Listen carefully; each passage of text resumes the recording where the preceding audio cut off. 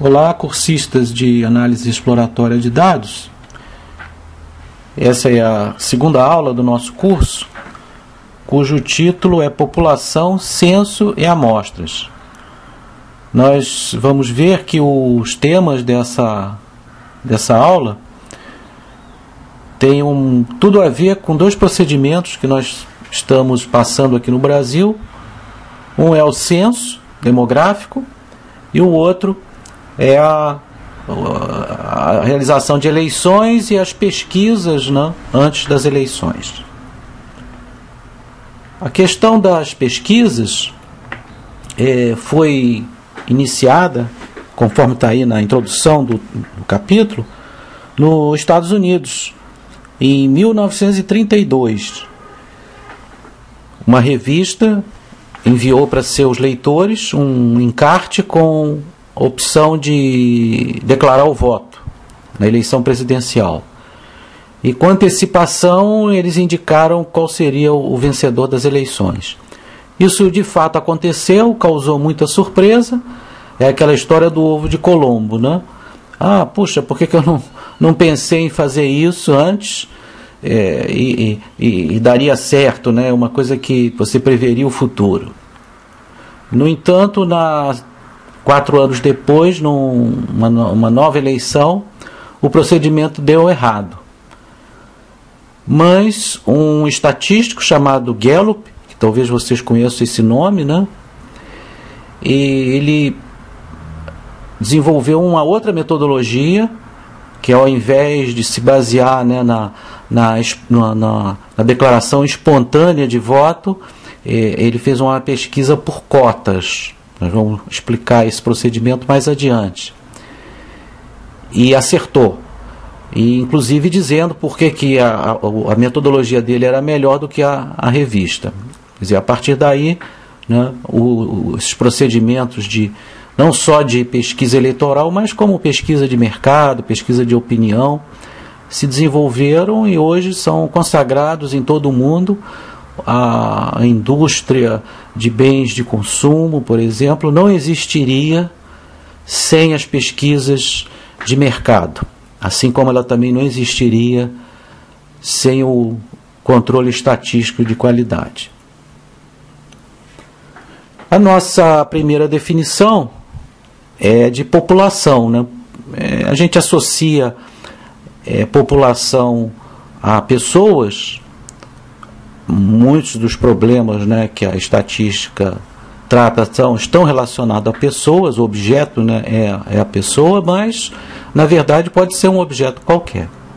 Então, numa definição bem intuitiva, né, população é o conjunto de interesse para o problema que se quer estudar. Os objetos que a constituem têm pelo menos um atributo em comum, né, porque uma vez que você tem aquela população, você tem algum objetivo no seu estudo. Se for, por exemplo, a avaliação da saúde da população brasileira, então os atributos vão ser peso, idade, aquelas medidas de laboratório, né, colesterol, ácido úrico, enfim, todos aqueles itens que normalmente a gente passa a avaliar num exame de sangue, por exemplo. Já pode ser um conjunto de computadores produzidos numa linha de produção. E aí os atributos serão outros, né? Tempo de resposta, o peso, consumo de energia, armazenamento, né? Capacidade de armazenamento, velocidade, enfim. Os atributos que caracterizam um computador. Ou podem ser, inclusive, objetos indistinguíveis. Você pode estar avaliando a contaminação numa bacia hidrográfica. Então, a sua população é aquela porção, né, da superfície terrestre, aonde você, em alguns pontos, você vai fazer a sua sondagem, né? Isso nos motiva para falar da segunda definição, que é a amostra. Quer dizer, você, na maior parte das vezes, você não tem condição de avaliar toda a sua população, ela pode ser finita, mas muito grande. É o caso das eleições, né? Você não tem condição de ficar perguntando a todos os eleitores do Brasil em que eles vão votar antes da realização das eleições. Então você faz uma amostra, né, que é um subconjunto finito. A população pode ser finita ou pode ser até infinita. É o caso aí da porção terrestre, né, que você, na verdade, você tem uma infinidade de pontos, né, da superfície terrestre. Aquilo é um contínuo, quer dizer, você não tem nem como contar, aquilo é infinito e não enumerável, né? Você tem outros casos de populações que são infinitas, mas você, a princípio, poderia ficar contando até o tempo que fosse necessário, né? O tempo infinito também. Então, a amostra, né, é sempre um subconjunto finito, independente da população ser ou não. E deve ser representativo. Aí sempre você tem dois desafios, né, no processo de amostragem, que qual é o tamanho da amostra e como que você seleciona aqueles particulares objetos que vão integrar a sua amostra, né? A questão da representatividade. Essa é toda a discussão aí das pesquisas eleitorais, está em cima disso. Nós vamos comentar isso daqui a pouco.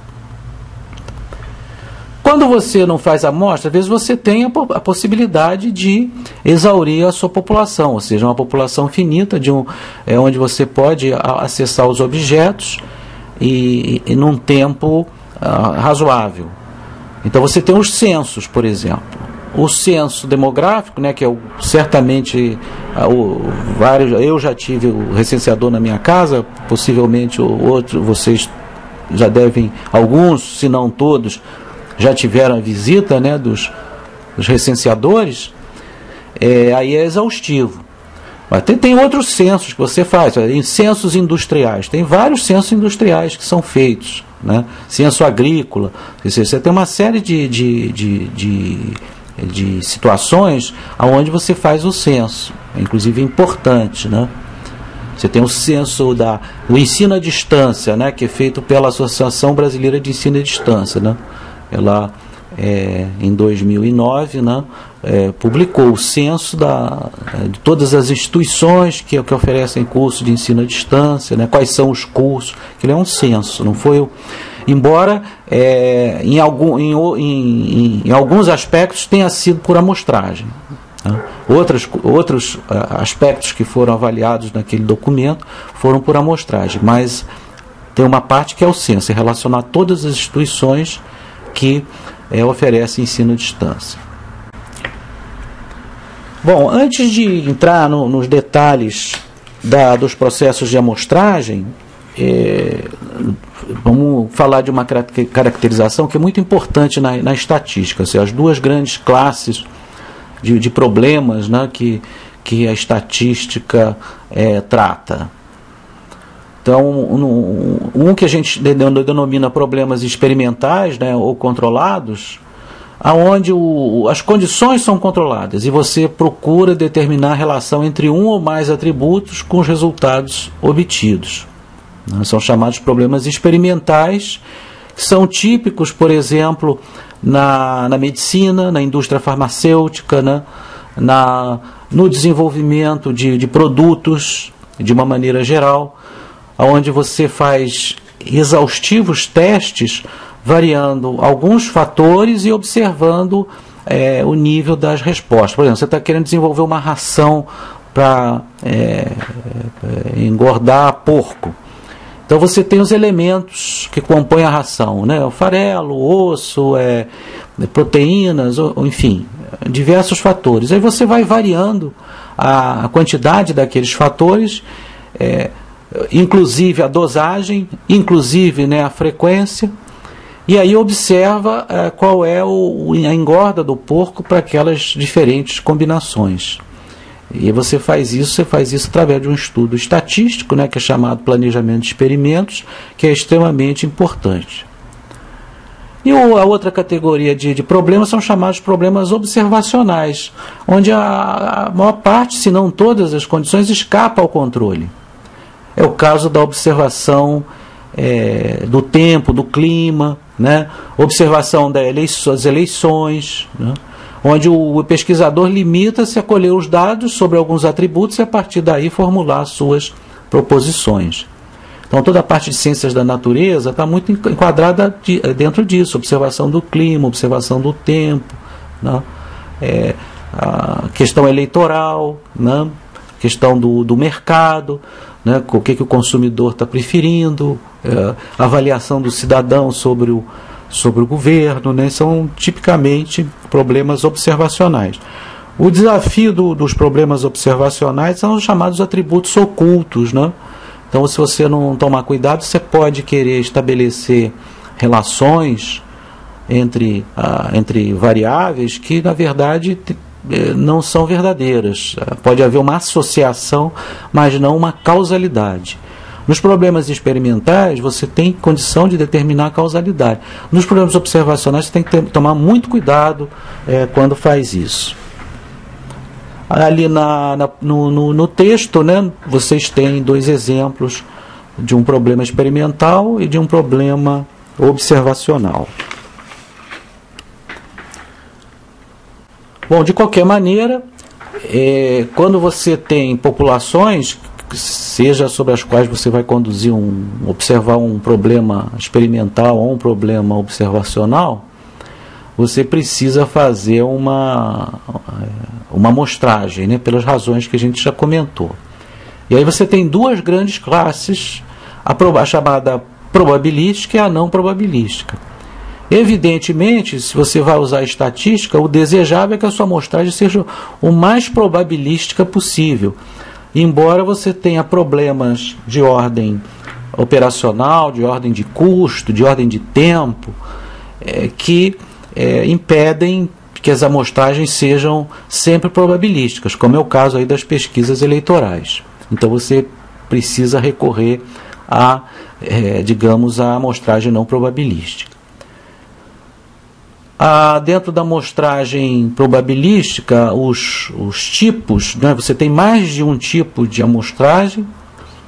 Você tem a amostragem aleatória simples, que é a do sorteio, a amostragem aleatória estratificada, onde a sua população foi dividida em segmentos, né, por exemplo, homem e mulher. Então você vai fazer uma amostra onde a proporção de homens e mulheres é igual à da população. A amostragem por conglomerados, que ela é muito interessante, porque ela permite você fazer amostragem sobre populações vastas, né? É o caso, por exemplo, a população de uma cidade, né? Ou de um país. Então, conglomerados, você, por exemplo, se você quer fazer uma amostragem sobre a população de um país, você vai primeiro sortear por regiões. Depois, nas regiões que foram sorteadas, você vai sortear municípios. Nos municípios que foram sorteados, você vai pegar zonas de censo, né, chamadas zonas censitárias, que foram já definidas pelo IBGE, e dentro daquelas zonas você vai sortear as pessoas a serem entrevistadas.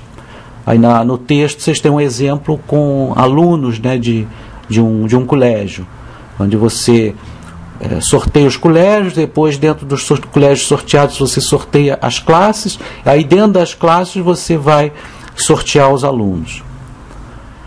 E você tem a amostragem sistemática, cujo procedimento também está descrito no texto, onde ela é, por exemplo, particularmente interessante para você analisar linhas de produção, onde o primeiro elemento a ser investigado é sorteado e os elementos seguintes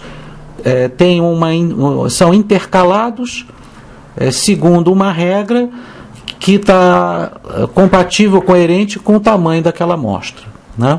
Então, se você, por exemplo, tem uma linha de produção, então você sorteia o primeiro computador a ser examinado. Suponha que você quer sortear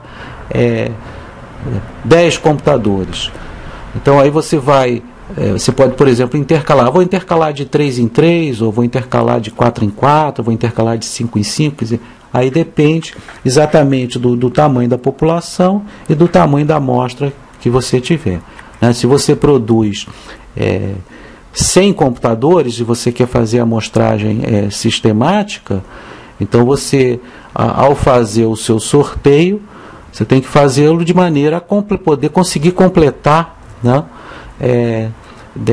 10 computadores na sua amostra. Né? Então você não vai poder, por exemplo, intercalar de 20 em 20, porque vai faltar, né, elementos. E também a partir do qual elemento você pode sortear. Né? Se você quer fazer sorteio de 10, você tem que criar uma restrição em termos de até onde você pode fazer o seu primeiro sorteio. Né? Porque se você puser, pode fazer dentre os 100, se você escolheu 99, pronto, você não tem como intercalar mais nada. Ok? Está descrito aí no texto um exemplo aí da amostragem sistemática. Bom, nós quando fazemos a amostragem, né, aleatória, a gente pensa sempre nos jogos, né, que são sorteios simples. Né, o termo vulgar, né, no sentido de uso corrente, mais semelhante à amostragem aleatória é o sorteio simples. Né? Então, numa loteria simples, por exemplo, a amostragem que você faz é sortear um número. Né? Quando você, na verdade, vai numa loteria, né, e escolhe, eu quero apostar nesse número, você está fazendo um sorteio, digamos assim, pode até estar sendo motivado por um sonho, por uma preferência, mas é um sorteio. Você, quando sorteia mais de um número, né, então você teria como se fosse uma amostragem. Então, você pode olhar, por exemplo, o jogo de pôquer, onde você tem uma população, que seriam todas as mãos com 5 cartas. Né? Então, se você fizer o cálculo matemático, né, baseado na matemática combinatória, isso dá 2.598.960 mãos diferentes. Né? Então, isso é como se fosse a sua população. E aí você tem as mãos que têm valor, que começa quando você tem um par. Aí, se de novo usando a matemática combinatória, né, você acha que você tem 1.098.240 mãos com um par. Então, se você no jogo do pôquer tirar um par, você não sai apostando a sua casa, né? Não sai apostando muito valor, porque é uma mão relativamente fácil de acontecer. O par significa, né, duas cartas com o mesmo valor. Como você tem um baralho só, né, elas necessariamente terão naipes diferentes. Já quando você pensa em 2 pares, o número já cai dramaticamente, né? Já vai para 123.552. No exercício 2 da seção 2.11, desculpe, vocês encontram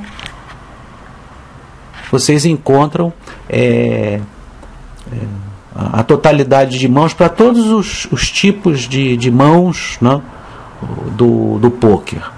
Parece que nós temos aí um dos nossos cursistas que é um especialista em jogo de pôquer.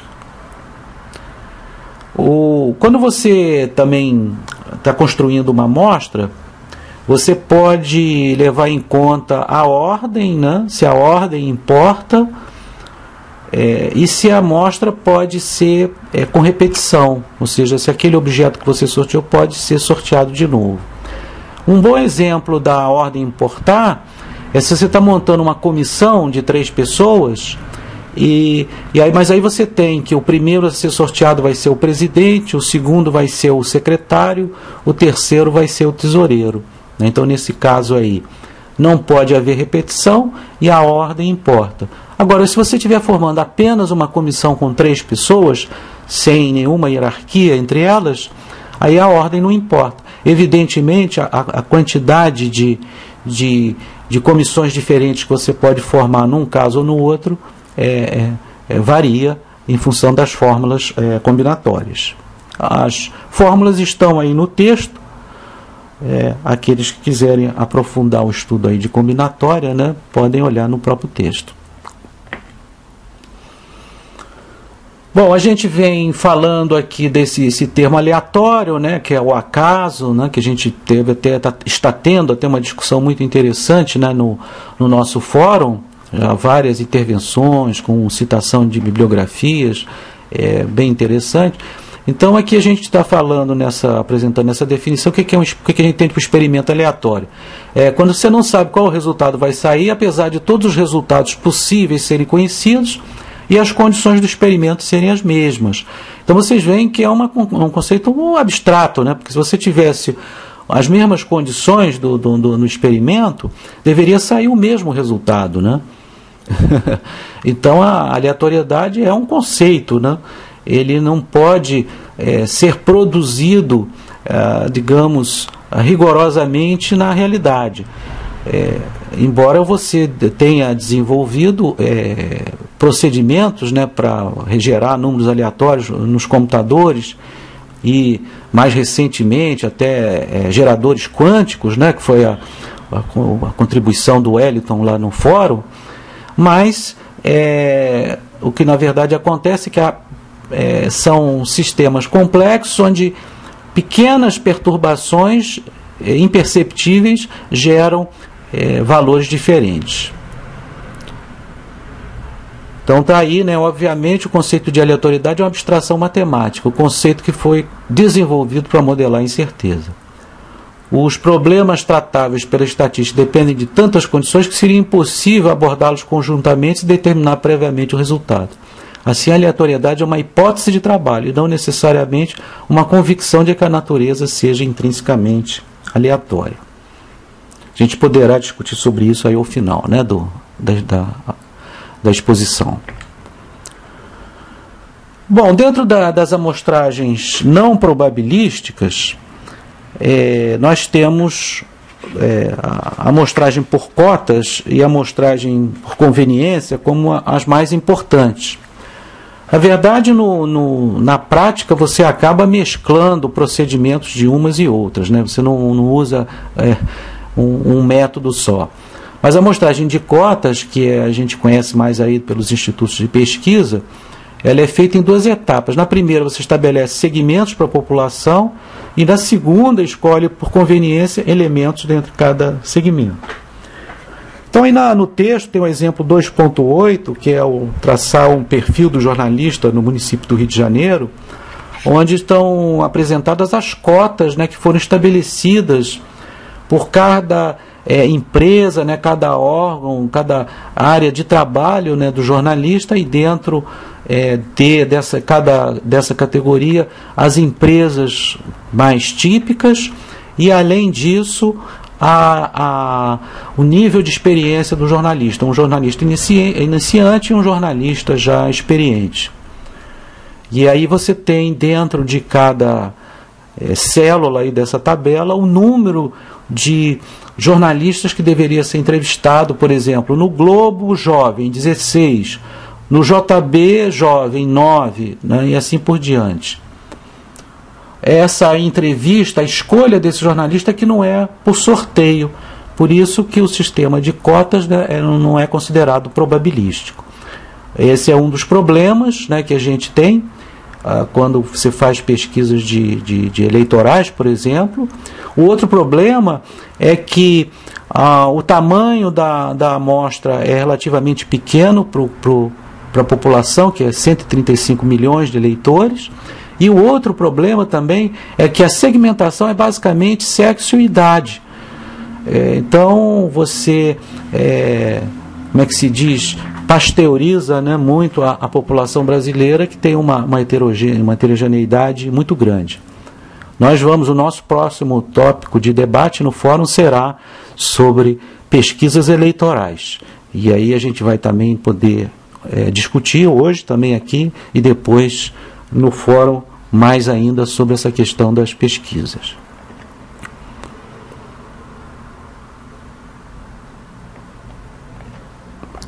Como a gente já havia também comentado, né, frequentemente em uma pesquisa de dados não é possível fazer a medição direta do atributo de interesse. É necessário então recorrer a uma instância superior que permita a medição. Então, por exemplo, na questão do censo, você não tem como entrevistar todos os habitantes do Brasil individualmente. Seria muito difícil você operacionalizar isso. Então, o que se escolheu como unidade amostral, né? É a casa, o domicílio. Então, o recenseador, na verdade, vai no domicílio e aí levanta quantas pessoas moram naquele domicílio. É claro que pode haver mentira, né? A pessoa diz, olha, moram 4 pessoas aqui, na verdade moram 5, ou vice-versa, né? Mas é o mais próximo, né, da realidade que você pode chegar, tá? Então esse é um conceito também muito importante, chamado unidade amostral. Ainda sobre as pesquisas de opinião e de mercado, porque quando você trabalha com pesquisa de opinião e mercado, a sua variável, né, vai ser uma variável, em geral, vai ser uma variável qualitativa, né? Você gosta, em quem você vai votar, né? Como você avalia o governo, você gosta desse produto. É claro que você pode ter alguns atributos que sejam quantitativos, a idade do entrevistado, né? Por exemplo, a renda, mas a boa parte são perguntas qualitativas, de natureza qualitativa. Então você também tem escala, né, quando você trabalha com variáveis qualitativas, né? Nós mencionamos aí a questão da escala, né, das variáveis quantitativas. Também no caso qualitativo você também tem escalas. Então uma das escalas que a gente está destacando aqui é a chamada escala com diferencial semântico, que é muito utilizada para comparar perfis entre diferentes versões de um mesmo produto. A gente dá o exemplo aí da cerveja. Nesse tipo de escala, para cada atributo apresenta-se as características opostas, devendo o entrevistado assinalar na escala a posição que julga mais adequada. Então, naquele quadro, que tem lá na seção 2.6, né, a tabela 2.4, você tem a análise de perfil de 2 cervejas, né, onde os atributos quanto a, né, se ela é especial ou comum, né, ou seja, uma característica, uma outra característica mais psicológica, se ela é relaxante ou não relaxante, forte ou fraca, que tem a ver com a dosagem alcoólica, refrescante ou não refrescante, né, quer dizer, quanto ao sabor também, leve ou pesada, também relativo, né, a uma sensação, né, de leveza ou não, paladar, né, se é amargo ou não, quer dizer, aí você tem vários atributos relativos a sabor, né, ou como você reage à cerveja. E aí você pode, digamos, determinar nichos de mercado. Olha, as cervejas estão todas aqui, eu vou criar uma cerveja que vai atuar numa outra faixa, porque eu acho que isso pode ter uma penetração boa no mercado. Então, vou encerrar por aqui, para a gente não ficar com pouco tempo para debater, que é o mais importante. E então, muito obrigado e até o próximo capítulo.